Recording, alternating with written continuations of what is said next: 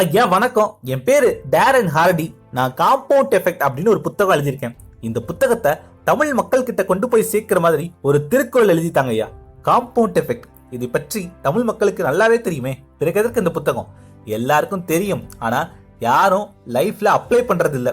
அதனாலதான் காம்பவுண்ட் எஃபெக்டால எவ்வளவு பலன்கள் இருக்குன்னு விலாவரியா இந்த புத்தகத்துல எழுதியிருக்கேன். கூட பாப்போம். உன் புத்தகத்தை படிச்சுட்டேன். நல்ல புத்தகம், நல்ல புத்தகம். ஒரு திருக்குறளை சொல்றேன், எழுதிக்கோ. சிறு செயல் தொடர்ந்து செய்யின் பெருவினை காலத்தே வந்து சேரும். ஆகா ஆகா, சூப்பருங்கய்யா. என் புத்தகத்துக்கான திருக்குறளா இது? இதுக்கு என்னங்கய்யா அர்த்தம்? உனக்கு நான் இங்கிலீஷ்லேயே சொல்றேன்.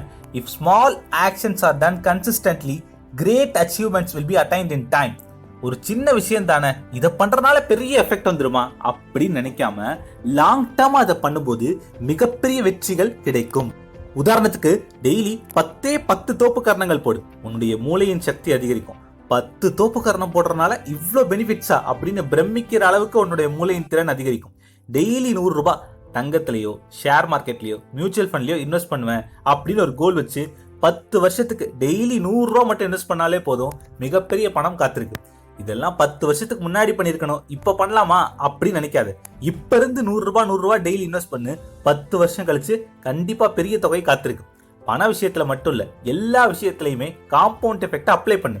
நாளையில இருந்து ஒரு 5 நிமிஷம் டெய்லி நான் மூச்சு பயிற்சி பண்ணுவேன் அப்படின்னு தொடர்ந்து ஒரு 10 வருஷம் 5 நிமிஷம் மட்டும் மூச்சு பயிற்சி பண்ண அப்படின்னா 10 வருஷம் கழிச்சு நீ டாக்டருக்கிட்டே போக வேண்டிய அவசியமே இருக்காது.